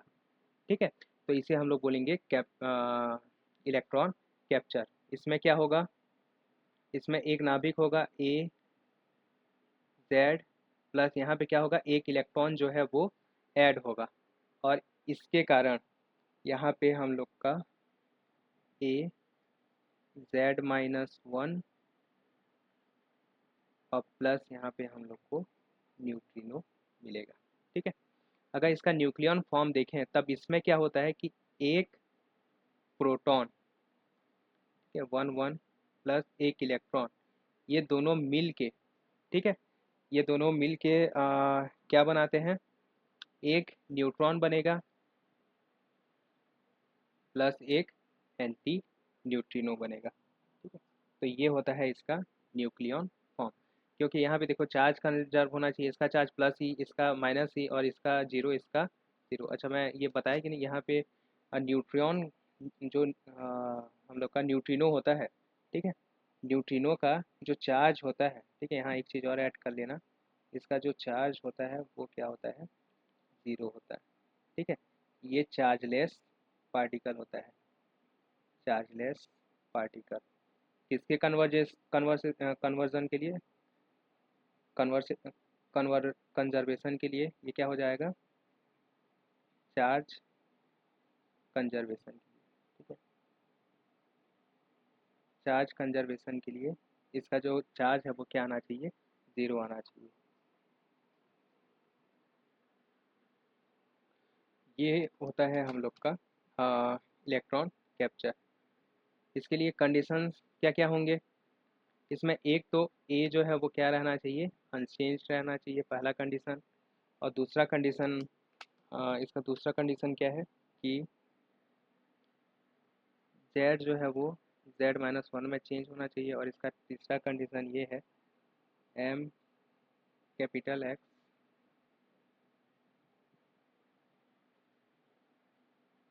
M X minus M Y C square का जो वैल्यू है वो जो इलेक्ट्रॉन की बाइंडिंग एनर्जी है, ठीक है, बाइंडिंग, ये नाभिक में जो इलेक्ट्रॉन की बाइंडिंग एनर्जी है उससे ज़्यादा होनी चाहिए, binding energy of electron in orbit. ठीक है, जिस भी ऑर्बिट में है उस ऑर्बिट के लिए इसकी बाइंडिंग एनर्जी से जो है वो ज़्यादा होना चाहिए। इसकी बाइंडिंग एनर्जी से ज़्यादा होगा तभी तो ये इसको क्या कर पाएगा, खींच पाएगा। ठीक है, तो ये जो एनर्जी है इसकी बाइंडिंग एनर्जी से ज़्यादा होना चाहिए। ये कंडीशन है किसके लिए, बीटा माइनस डीके के लिए, सॉरी, इलेक्ट्रॉन कैप्चर के लिए। इसके बाद इससे रिलेटेड जो है वो दो इम्पोर्टेंट फार्मूला देख लेते हैं, जो कि मास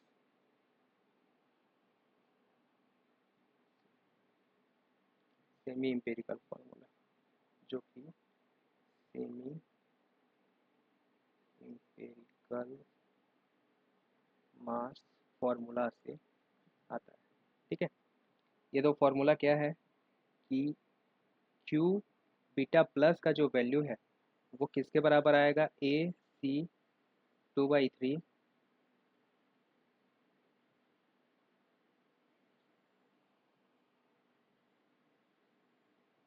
माइनस 1.8 मेगा इलेक्ट्रॉन वोल्ट, और Q value of beta minus particle जो है वो 0.78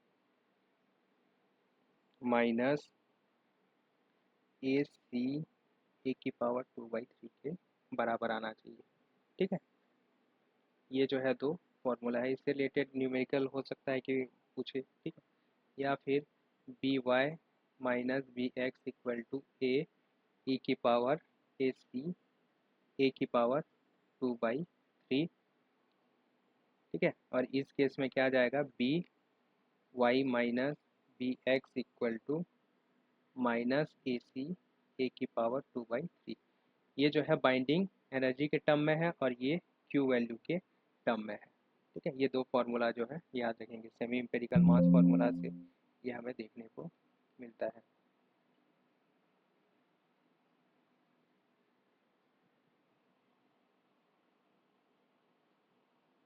इसके बाद बीटा डीके का सिलेक्शन रूल देख लेते हैं।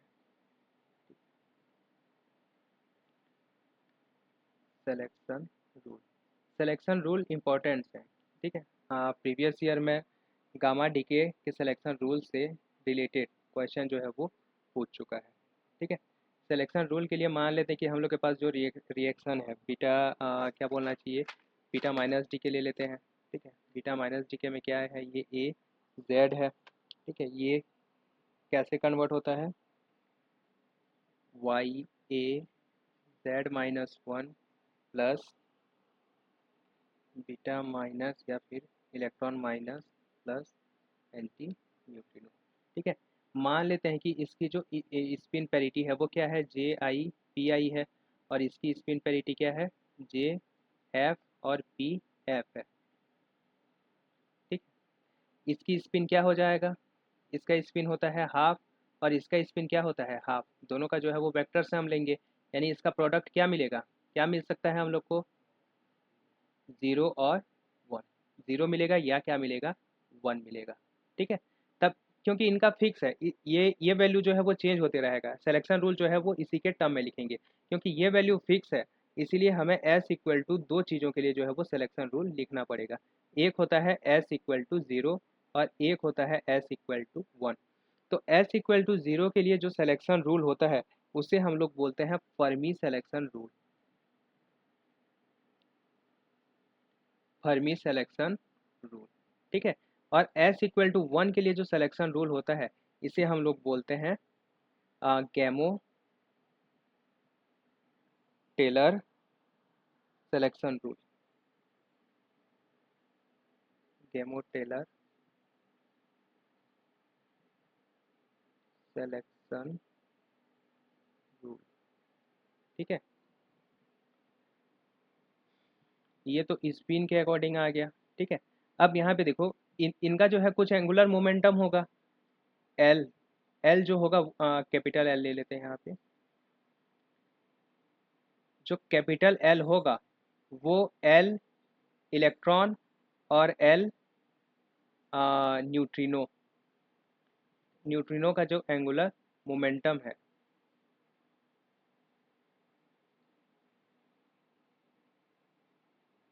न्यूट्रिनो के एंगुलर मोमेंटम का क्या होगा, रिजल्टेंट होगा, ठीक है। और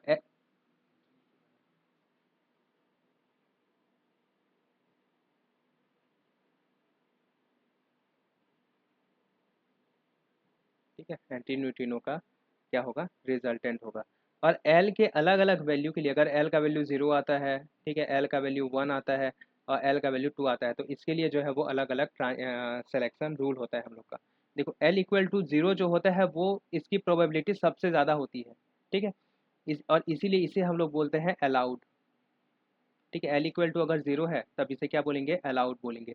अगर एल का वैल्यू वन है तो इसे हम लोग बोलेंगे फॉरबिडन, ठीक है, और फर्स्ट फॉरबिडन, ठीक है। और अगर एल का वैल्यू टू है तो इसे हम लोग बोलेंगे सेकेंड फॉरबिडन। और भी होते हैं, ठीक है, इसके लिए, लेकिन हम लोग जो है वो सेकेंड फॉरबिडन तक ही पढ़ेंगे, ठीक है। तब अब इसी के अकॉर्डिंग जो है यहाँ पे सिलेक्शन रूल लिखते हैं। यहाँ पे देखो सबसे पहला तो क्या आ जाएगा यहाँ पे, ट्रांजिशन, ट्रांजिशन यानी कि वैल्यू ऑफ एल, एल का जो है वो वैल्यू क्या होगा, ठीक है। तो एल का वैल्यू क्या क्या हो सकता है, सबसे पहले तो एल का वैल्यू जीरो हो सकता है और इसे हम लोग बोलेंगे अलाउड, अलाउड ट्रांजिशन बोलेंगे इसे, ठीक है। अगर एल का वैल्यू क्या आता है, वन आता है, तो इसे हम लोग बोलेंगे फर्स्ट फॉरबिडन। यहाँ पे देखो जो क्वेश्चन होगा ना वहाँ पे आप लोग को ये दिया होगा कि ये अलाउड के लिए निकालना है, फर्स्ट फॉरबिडन के लिए निकालना है, या L equal to two equal to second forbidden, forbidden के लिए निकालना है, ये जो है वो दिया हुआ होगा, ठीक है। अब अगर स्पिन के अकॉर्डिंग देखें तब जो है दो टाइप का सिलेक्शन रूल हम लोग को मिलेगा, एक किसके लिए, एस इक्वल टू जीरो के लिए, और ये एस इक्वल टू जीरो के लिए जो सिलेक्शन रूल होगा इसे हम लोग क्या बोलेंगे, फर्मी सिलेक्शन रूल बोलेंगे, ठीक है, फर्मी का सिलेक्शन रूल। और जो s=1 के लिए रहेगा इसे हम लोग बोलेंगे गेमो, ठीक है, टेलर सेलेक्शन रूल। ये मतलब यहाँ पे देखो l=0 के लिए allowed for first forbidden, second forbidden आ गया, ठीक है, उसके बाद फर्मी, गेमो टेलर, इसीलिए इसमें बहुत कंफ्यूजन होता है, ठीक है। इस ये जब भी ये सिलेक्शन रूल निकालेंगे आप लोग बहुत ध्यान से निकालेंगे। एक होगा हम लोग का डेल जे का वैल्यू, डेल जे का वैल्यू क्या आ जाएगा, जे फाइनल माइनस जे इनिशियल, ये जे का वैल्यू जो है वो निकाल लेंगे, ये वैल्यू कैलकुलेट कर लेंगे और ये वैल्यू कैलकुलेट कर लेंगे, ठीक है, सेल मॉडल का यूज़ करके। और यहाँ पे डेल पी, उसके बाद आता है del J equal to J final minus J initial, और यहाँ पे क्या आ जाएगा, डेल पी, ठीक है। तो देखो जो फर्मी सिलेक्शन रूल होता है किसके लिए, अलाउड ट्रांजिशन के लिए, वो होता है डेल जे इक्वल टू 0, ठीक है। क्या होना चाहिए, डेल जे का जो वैल्यू है वो 0 होना चाहिए, यानी कि दोनों का जो स्पिन है वो चेंज नहीं होना चाहिए, ठीक है, अलाउड ट्रांजिशन के लिए। और पैरिटी जो है, पैरिटी भी नो चेंज, ये भी जो है वो चेंज नहीं होना चाहिए। अगर यहाँ पे पहले -1 था तब यहाँ पे भी -1 आना चाहिए, यहाँ पे +1 था तब यहाँ पे भी क्या आना चाहिए, +1 आना चाहिए, ठीक है। ये होता है हम लोग का फर्मी सिलेक्शन रूल किसके लिए, अलाउड ट्रांजिशन के लिए। अब कैमो टेलर सिलेक्शन रूल अलाउड ट्रांजिशन के लिए क्या हो जाएगा, ये आ जाएगा हम लोग का 0 और +-1, और यहाँ पे भी पैरिटी में जो है वो नो चेंज, यहाँ पे जो है वो चेंज नहीं होना चाहिए, ठीक है।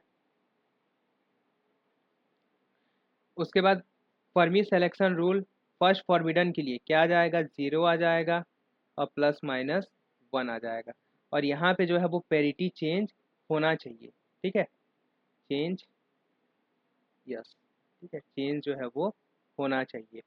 यहाँ पे क्या आ जाएगा, यहाँ पे 0 आ जाएगा, +-1 आ जाएगा और +-2 आ जाएगा, ठीक है। और यहाँ पे क्या, यहाँ पे भी जो है वो चेंज होना चाहिए, पैरिटी जो है वो चेंज होना चाहिए। अगर पहले प्लस था तब माइनस होना चाहिए, और पहले माइनस था तो क्या होना चाहिए, प्लस हो जाना चाहिए, पैरिटी जो है वो चेंज होना चाहिए, इसे हम लोग बोलेंगे फर्स्ट फॉरबिडन। सेकेंड फॉरबिडन क्या होता है, ये जो वैल्यू है वो +-1 आना चाहिए और +-2 आना चाहिए, ठीक है। और पैरिटी जो है, पैरिटी में कोई भी चेंज नहीं होना चाहिए, ठीक है। यहाँ पे देखो पैरिटी नो चेंज है और ये 0 आया है तो ये अलाउड होगा, पैरिटी नो चेंज है, ठीक है, पैरिटी जो है वो नो चेंज है, और +-1 और +-2 आया है तब ये सेकेंड फॉरबिडन होगा। सेम ऐसे ही यहाँ पे 0 +-1 आ चुका है तो +-2 और +-3, और यहाँ पे पैरिटी में क्या होना चाहिए, नो चेंज आना चाहिए, ठीक है। तो ये होता है हम लोग का सिलेक्शन रूल बीटा डीके के लिए, ठीक है। ये सिलेक्शन रूल थोड़ा सा कॉम्प्लिकेटेड है, ठीक है, इसे आप लोग थोड़ा याद रखेंगे क्योंकि इसमें जो है वो बहुत ही ज़्यादा कन्फ्यूज़न होता है, और सिलेक्शन रूल से रिलेटेड जो है वो क्वेश्चन प्रीवियस ईयर में पूछ चुका है, ठीक है, इसीलिए सिलेक्शन रूल जो है पढ़ना बहुत ही क्या बोलना चाहिए, इम्पोर्टेंट है।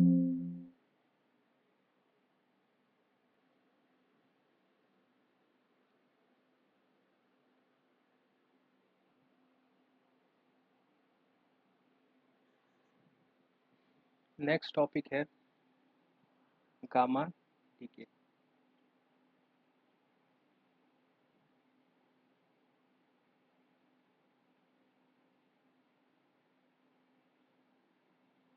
गामा डीके में कौन सा पार्टिकल निकलता है, गामा, यानी कि इसे हम लोग क्या बोलते हैं, फोटोन, ठीक है, या रेडिएशन के फॉर्म में जो है वो एनर्जी बाहर निकलता है। ये जनरली होता क्यों है, क्योंकि अल्फा डीके और बीटा डीके होने के बाद जो डॉटर न्यूक्लियस है वो कहाँ रहता है, एक्साइटेड स्टेट में रहता है, ठीक है, daughter nucleus remain in excited state, ठीक है। तब ये क्या करता है, गामा के टर्म में एक्साइटेड स्टेट रहता है, ठीक है। ग्राउंड स्टेट या फिर स्टेबल स्टेट में आने के लिए ये क्या करता है, गामा डीके करता है, ठीक है। गामा डीके करता है और ये जो है स्टेबल स्टेट में आ जाता है। इसमें जो है ये हमें किस टाइप से मिलेगा, ए, यहाँ पे जेड ये स्टार के टर्म में रहेगा, ठीक है। और ये वाई ए, ये जो स्टार है ये इसका एक्साइटेड स्टेट को बता रहा है, प्लस जो है यहाँ पे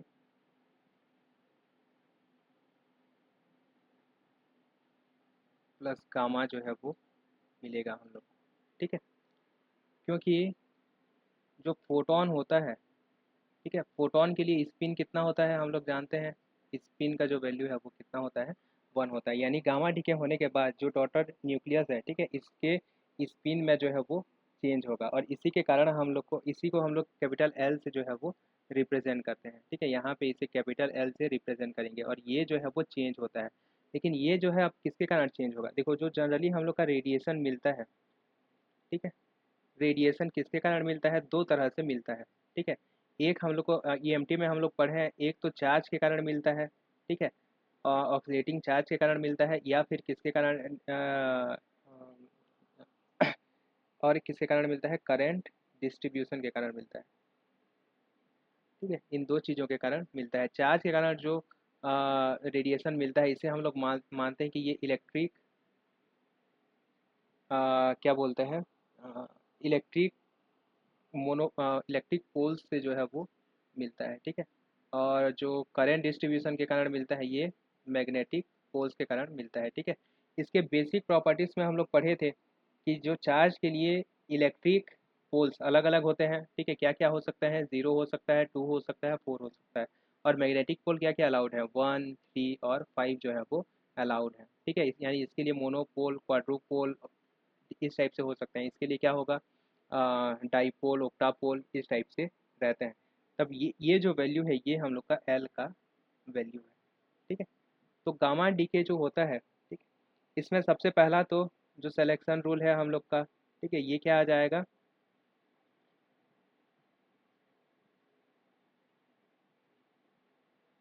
vector J I equal to J F plus vector L आना चाहिए, ठीक है।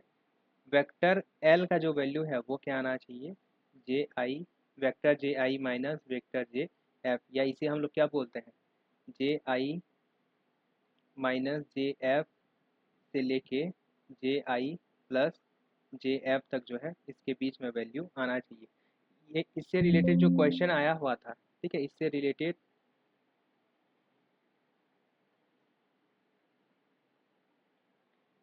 जो क्वेश्चन आया था, ठीक है, उसमें इसी स्टेटमेंट को किस टाइप से लिखा गया था,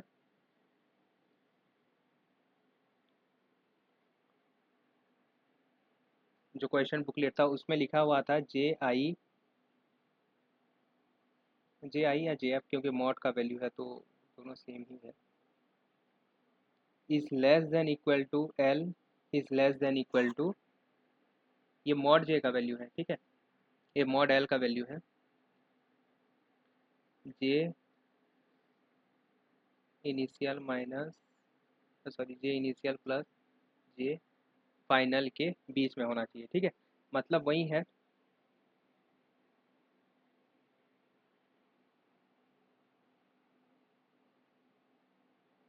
ये पहला सिलेक्शन रूल। दूसरा सिलेक्शन रूल क्या होता है, पैरिटी, पैरिटी से रिलेटेड होता है। अब पैरिटी क्या होना चाहिए, यहाँ पे पैरिटी जो है वो दो तरह से हम लोग लिखेंगे। एक क्या होता है पैरिटी, पी आई का जो वैल्यू है वो पी एफ इंटू -1 की पावर एल आना चाहिए। ये किसके लिए, इलेक्ट्रिक के लिए, इलेक्ट्रिक मल्टीपोल के लिए। और P I equal to P F -1 L plus 1 किसके लिए, मैग्नेटिक मल्टीपोल के लिए। इससे रिलेटेड अगर न्यूमेरिकल क्वेश्चन आता है तो न्यूमेरिकल क्वेश्चन में हम लोग को करना क्या होगा, हम लोग को ये एल का जो वैल्यू है वो फाइंड आउट करना होगा, ठीक है। किसके लिए, इलेक्ट्रिक मल्टीपोल के लिए और मैग्नेटिक मल्टीपोल के लिए एल का वैल्यू जो है वो फाइंड आउट करना होगा। और इसी के अकॉर्डिंग हम लोग को बताना है कि वो जो ट्रांजिशन है वो किस मल्टीपोल के लिए हो रहा है। ठीक है, इलेक्ट्रिक क्या बोलते हैं क्वाड्रुपोल के लिए हो रहा है, मैग्नेटिक मोनोपोल के लिए हो रहा है, ठीक है, मैग्नेटिक ओक्टापोल के लिए हो रहा है, किसके लिए हो रहा है, ये वैल्यू जो है हमें क्या करना है, कैलकुलेट करना है। ये एल का वैल्यू है, ठीक है, बेसिकली ये क्या है, एल का वैल्यू है। तो ये सब चीज़ें जो है हमें कैलकुलेट करनी रहती हैं कि ये किसके कारण हो रहा है। ठीक है, और ये वैल्यू जो है इन दो चीज़ों का यूज़ करके, इसका स्पिन पैरिटी और इसका स्पिन पैरिटी से जो है हम लोग इस स्पिन से हम लोग क्या निकालेंगे, एल का वैल्यू निकाल लेंगे, जो भी पॉसिबल वैल्यू होगा।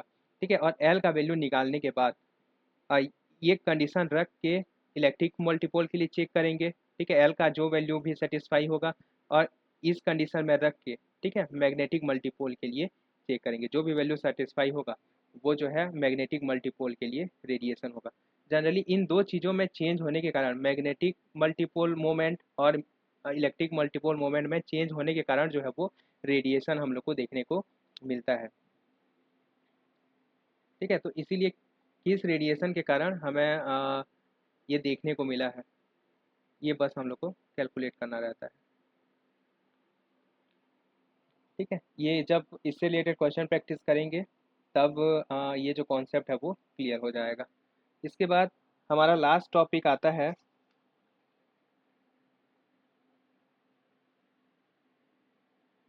Internal conversion.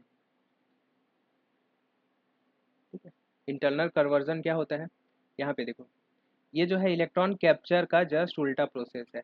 इसमें क्या होगा, ये जो है डी एक्साइटेड होता है। ठीक है, ये जो है न्यूक्लियस हम लोग का क्या एक्साइटेड अवस्था में रहता है, ये जब क्या ग्राउंड अवस्था में आता है, ग्राउंड स्टेट में आता है, तब क्या होता है, हम लोग मानते हैं कि ये फोटोन को इमिट करता है। एक्चुअली ये जो एनर्जी इमिट करता है, ठीक है, वो एनर्जी जो है वो पास का जो इलेक्ट्रॉन है उसे मिल जाता है, और ये इलेक्ट्रॉन जो है वो बाहर निकल जाता है। ठीक है, इसे हम लोग बोलते हैं इंटरनल कन्वर्जन, यानी इसकी जो एनर्जी है वो इलेक्ट्रॉन ले लेता है और अपना जो ऑर्बिट रहता है उससे बाहर निकल जाता है। इलेक्ट्रॉन कैप्चर में क्या हुआ था, न्यूक्लियन के अंदर जो है वो इलेक्ट्रॉन कैप्चर हो गया था। इस केस में क्या होगा, वो जो ऑर्बिट है, जो उसका एटॉम है, उस एटॉम से जो है वो इलेक्ट्रॉन बाहर निकल जाएगा। इसे हम लोग बोलते हैं इंटरनल कन्वर्जन बोलते हैं।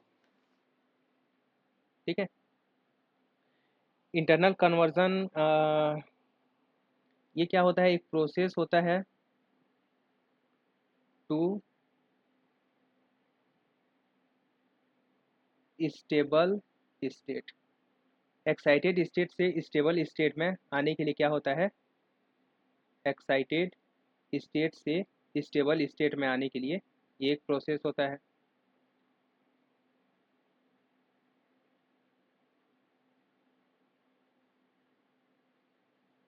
स्टेबल स्टेट में आने के लिए एक प्रोसेस होता है।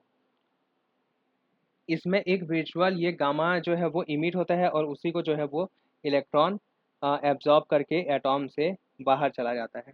ठीक है,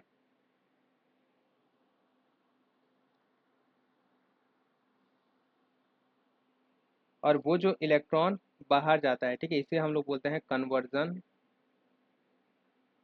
इलेक्ट्रॉन बोलते हैं,